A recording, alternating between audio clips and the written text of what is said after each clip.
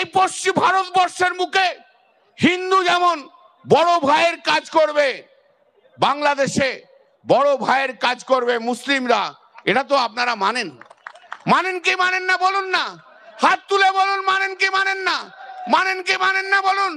মানে আমি বিশ্বের সমস্ত দেশের কাছে আমি আমার অনুরোধ রেখে যাব, কোন ধর্ম সংখ্যালঘু ধর্ম মানুষের ওপর কোন রকম আঘাত যেন না হয়। যারা বড় তাদের দায়িত্ব নিয়ে সেই দায়িত্ব পালন করতে হবে। সেই হিউম্যান রাইটস আজ বাংলাদেশে যদি কোনো মানুষের হিউম্যান রাইটস বঞ্চিত হয়ে থাকে, সরকারের উচিত সেই মানবিক অধিকার, সেই মানুষের অধিকার ফিরিয়ে দেওয়া।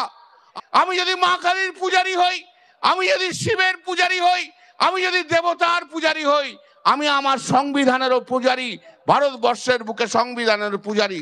সেই সংবিধানের ভাষা একে ন্যারো ভাবে দেখা যায় না। আমি ভাবতাম যদি হতো, যদি বলতো এই 20 জনের মধ্যে 6 জন মুসলিম মহিলা থাকবে, 10 জন মুসলিম মহিলা থাকবে, আমি গ্রহণ করে নিতাম এই বিল। ক্ষমতা থাকে কেন্দ্রীয় সরকার, আপনি বলুন না এই 20 জনের মধ্যে 10 জন মুসলিম মহিলা থাকবে। যেখানে যত সংখ্যালঘু সম্প্রদায়ের মানুষ আছে, যে দেশে যত সংখ্যালঘু সম্প্রদায়ের মানুষ আছে, সমস্ত সংখ্যালঘু সম্প্রদায়ের মানুষদের পাশে দাঁড়িয়ে থাকতে হয়। যারা মেজরিটি তাদেরকে দায়িত্ব নিতে হয়। যেমন এই পশ্চিম ভারতবর্ষের মুখে হিন্দু যেমন বড় ভাইয়ের কাজ করবে, বাংলাদেশে বড় ভাইয়ের কাজ করবে মুসলিমরা, এটা তো আপনারা মানেন। মানেন কি মানেন না বলুন না, হাত তুলে বলুন মানেন কি মানেন না, মানেন কি মানেন না বলুন। মানেন তো সেই বড় ভাইয়ের কাজ আমরা পালন করব। ভারতবর্ষের মাটিতে দাঁড়িয়ে আমরা বড় ভাইয়ের কাজ পালন করব। এই ভারতবর্ষের মাটিতে যেমন বড় ভাইয়ের কাজ হয়, আমি বিশ্বের সমস্ত দেশের কাছে আমি আমার অনুরোধ রেখে যাব, কোন ধর্ম সংখ্যালঘু ধর্ম মানুষের ওপর কোন রকম আঘাত যেন না হয়। যারা বড় তাদের দায়িত্ব নিয়ে সেই দায়িত্ব পালন করতে হবে, বিশ্ব শান্তি প্রতিষ্ঠা করতে হবে।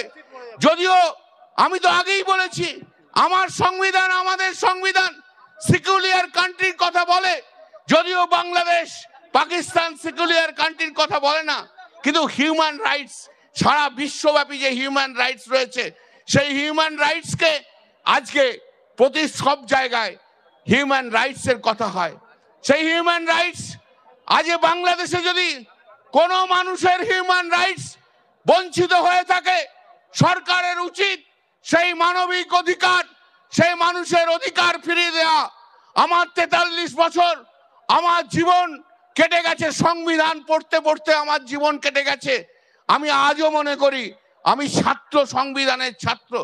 আমার চিন্তা ভাবনা, আমার যা কিছু আছে সংবিধানকে মাথায় রেখে আমার চিন্তা ভাবনা থাকে। সংবিধানের আমি পূজারী। আমি যদি মা কালীর পূজারী হই, আমি যদি শিবের পূজারী হই, আমি যদি দেবতার পূজারী হই, আমি আমার সংবিধানেরও পূজারী, ভারতবর্ষের বুকে সংবিধানের পূজারী। সেই সংবিধানের ভাষা একে ন্যারো ভাবে দেখা যায় না, পেডান্টিক ওয়েতে দেখা যায় না। সংবিধানে কখনো কোন সরকার বা কোন কোর্ট সাংবিধানিক অধিকারকে কমাতে পারে না, সাংবিধানিক অধিকারকে ছোট করতে পারে না। সবাইকার কাজ কি?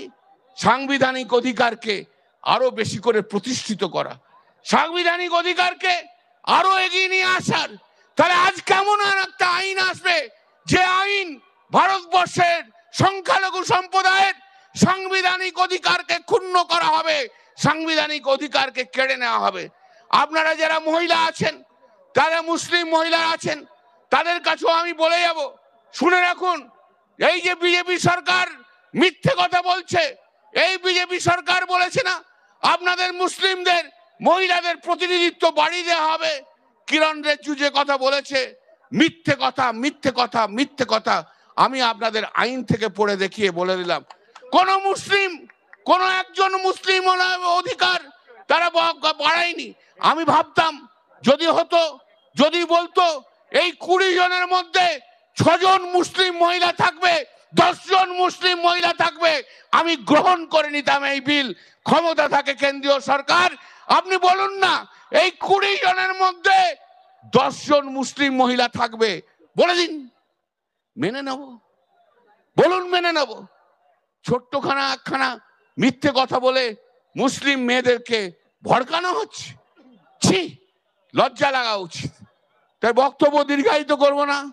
বন্ধু ফিরোজ হাকিম, ভাই ফিরোজ হাকিম, কলিগ ফিরোজ হাকিম আজ এসে গেছে, বক্তব্য রাখবে। সারা পশ্চিম বাংলা জুড়ে ববি ঘুরে বেড়ায়, ববি কাজ করে, আমিও যাব। আমার কাছেও সারা ভারতবর্ষ জুড়ে অনেক জায়গা থেকে আমন্ত্রণ এসছে। পুজো গেছে, জেপিসি গেছে, তারপরই পার্লামেন্ট শেষ হয়েছে, এরপর নিঃসন্দেহে যাব।